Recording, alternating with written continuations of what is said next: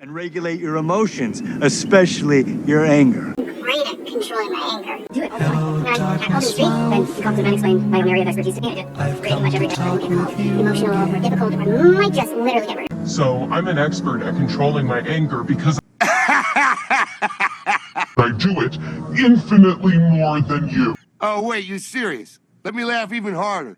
He hasn't outgrown your binder, cuz. Love you, Bruce. I'm going home.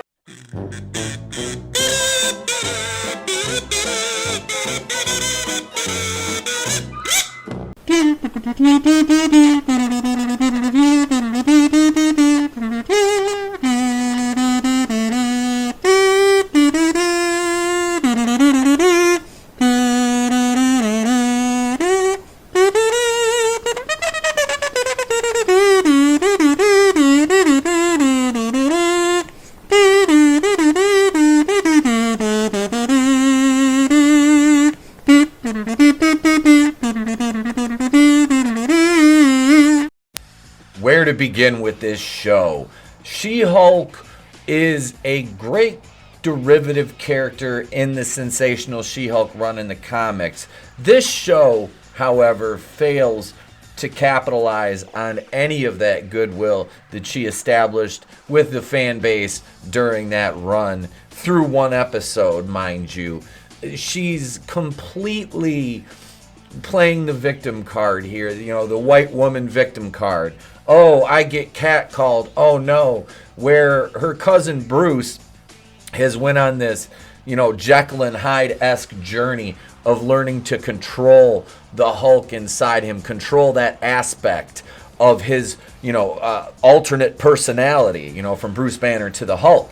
So for her to automatically just not only be better than him at it, given the quality of the writing and how it fails to, you know, break down any of that, go into the semantics of it, is absolutely hilarious. But that goes back to their insistence on a new origin, just a tiny, tiny bit of blood from Bruce that got on him into her, turns her into the Hulk, whereas in the comics, she gets shot and there's a blood transfusion, and that's how she becomes She-Hulk. But no, we can't have a man be responsible for a woman gaining power, because that would then, in the eyes of these insane intersectional feminists, give him agency over her.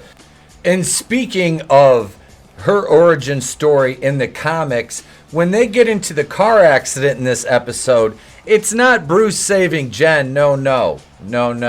Her origin, she saves him. She has to pull him out of the car because at this point he's wearing an inhibitor to keep him from changing. And why do they crash? Because a spaceship, which I guess is supposed to be from Sakaar, is right in the middle of the road. So no, she saves him. Again, you cannot have, and that's where his blood gets on her, and that's where she becomes the She-Hulk. And this is so funny, because again, it goes back to Doctor Strange in the Multiverse of Madness with him as it relates to Scarlet Witch, because it would take away from her agency, a white man, giving her power. God, we can't have that now, can we?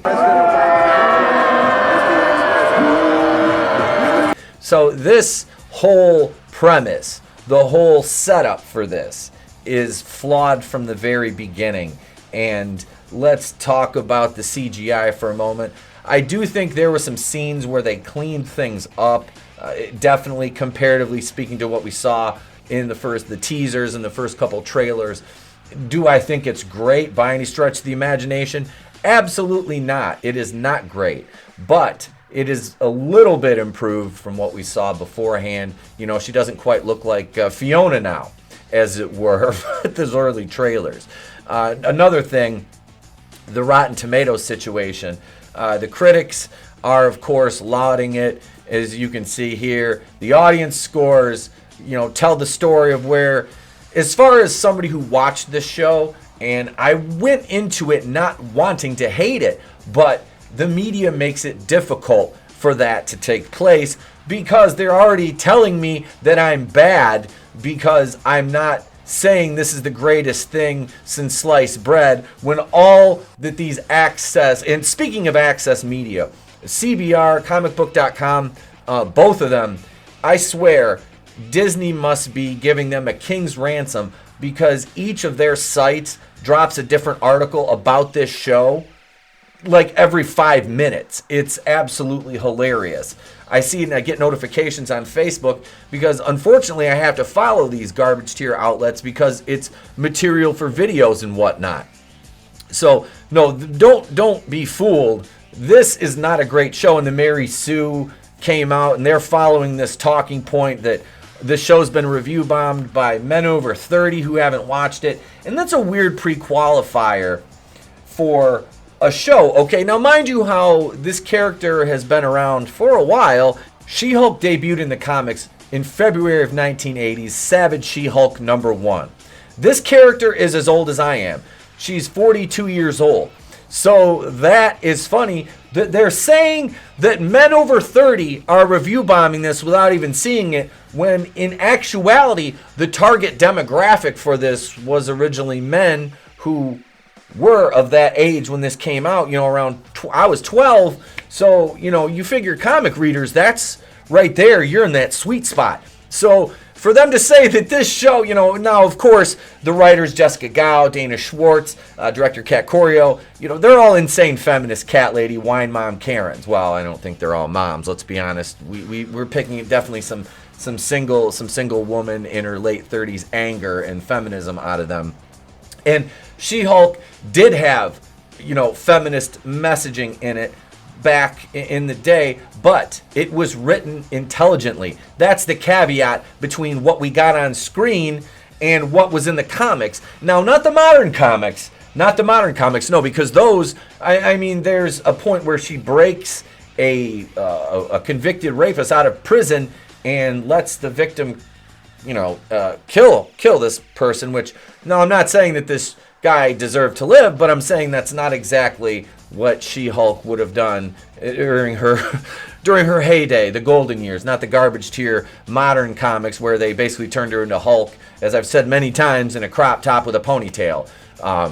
So let's keep that in mind when we watch this show, that the modern lens of She-Hulk has been turned into this weird, weaponized intersectional feminist tool.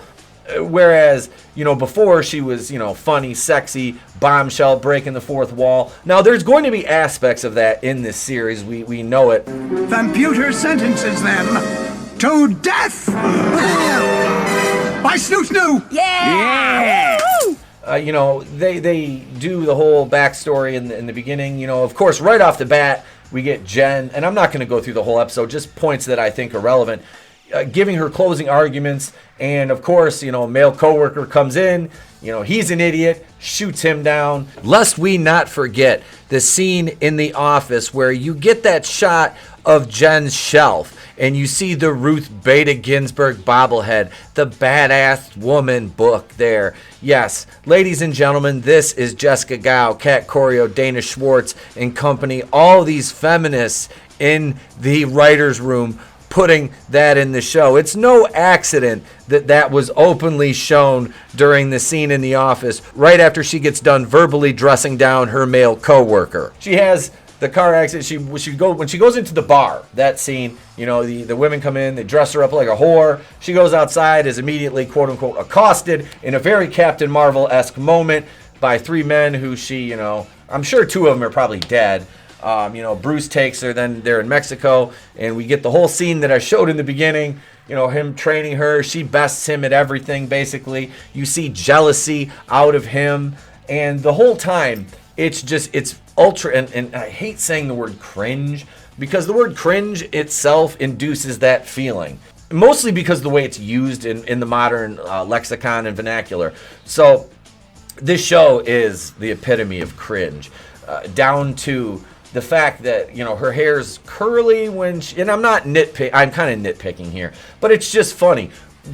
Her hair is curly when she's, regular Jen Walters, but when she's She-Hulk, it straightens, and then it's just odd. It's just odd. And I was watching this and I'm like, what? Why is that? But anyway, her relations with her coworker or paralegal Nikki, and it's just everything is just it's geared towards wine moms. It really is. And I know you guys have probably heard that from a lot of people, but it's true. That's who this show is geared towards. And when they make these, like Rachel Leishman, that, you talk about an insane intersectional Catwoman. Rachel Leishman from the Mary Sue wrote the article about the 30-year-old man babies. And I've made videos that relate to her articles before. And this is the epitome of who this show is aimed at. Women who are bitter because they're like, so no one told you life was gonna go this way. Son of a... Here it is, and I hate to, it makes me get a bad taste in my mouth to even sing the song from Friends because I hate that show, but it's so applicable, that line, to these women that this show is geared towards. This isn't empowerment, this is misandry. This is men bad, women good, and you can kick men's butt, blah blah blah. And then that's basically what Marvel has done with all these female heroes is, men are the butt of the jokes. The age of men is over. But that's the way that these characters are written. And you can make jokes at the expense of one of the two genders, and make them funny and humorous and lighthearted, not mean-spirited and vindictive the way that these modern writers do that. As I said, with your Dana Schwartz likes to play victim on Twitter after she has a garbage tier hot take, and then blame it all on my sexism and my misogyny that she's getting attacked. Not getting attacked, but you're getting ratioed. And again, director Kat Corio and writer Jessica Gao, whose biggest accomplishment is Rick and Morty, which, as if that is some sort of crowning achievement in writing for a series. No, it's not. But I don't think that this character's going anywhere, obviously. I'm not saying that this show is going to get canceled or anything like that, because this is what they want. We've seen the writing on the wall post-Endgame with every single project they've brought out outside of Spider-Man No Way Home, because that was a Sony thing and you have Spider-Man. This is bad down to, the courtroom scene was ridiculous. Titania looked stupid. The fight scene was horrible. Downright degrading to Bruce. The Hulk, which I'm not a huge fan of the Mark Ruffalo Hulk, but this is bad. This is not good. This is not showing any sort of acumen for writing for these superheroes. And I know going in, this was meant to be a comedy. Again, as admitted by the writers and director of the show, they wanted to make it a procedural courtroom comedy with the Yamil Jablonski trial spanning multiple episodes, but they weren't talented enough to do it. So this is what we got. We got bad humor, wine mom humor, intersectional feminist humor, misandry, passed off as a Marvel project, which is hilarious because we have to laugh at it now because it's so bad. It's so bad. I score things on a 1 to 10 scale, and this is honestly, I'm going to give this, I'll give it a 1.5, and that's just for their efforts on it, because the VFX people work hard. I don't care about the writers. The actress, Tatiana Maslany, she's an activist.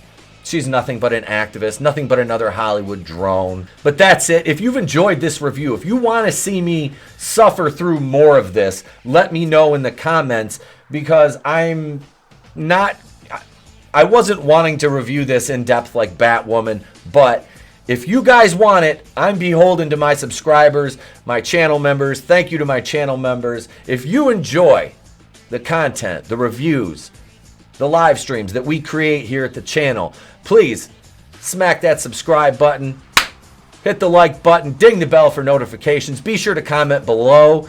Don't do it just for me. Do it for your other favorite YouTubers as well, as it helps us battle the algorithms.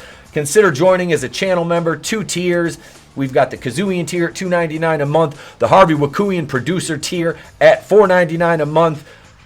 But you don't have to. I'm not pressuring you. It's there if you want to. If not, just enjoy the content for free. I'm Itep Wakuian of The Place to Be Reviews. I've been here with all of yous. If I don't see you, have a great day, a pleasant tomorrow, and I'll catch you on the next one.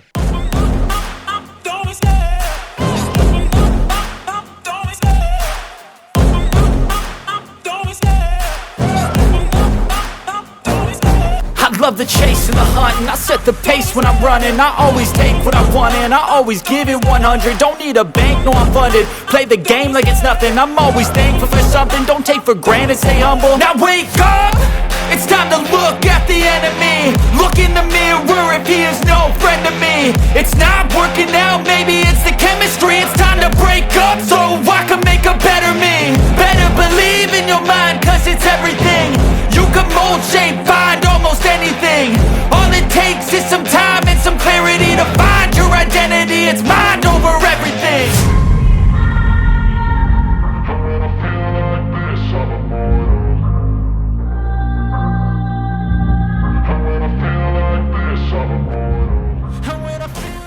It's better to burn out than to fade away. I could do this all.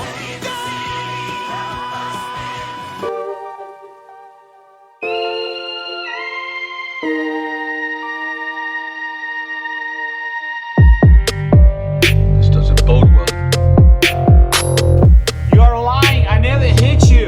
You are tearing me apart, Lisa.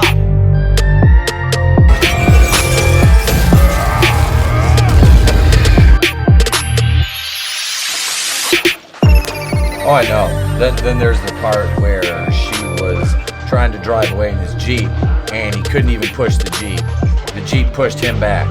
You're talking about the same Hulk who in the first Avengers stopped a Shatari ship cold in its tracks, and he couldn't even stop a little V6 Jeep Wrangler. Yeah, that's gonna happen, right? It's the Hulk, you know. He was the world breaker Hulk at one point, right? What sense does that make? I don't know. But she's better than him in every way. And this show will continually prove that. Or try to prove that. Or push that false narrative. But hey, what do I know, right? I'm just a guy over 30 who's crying about a show that...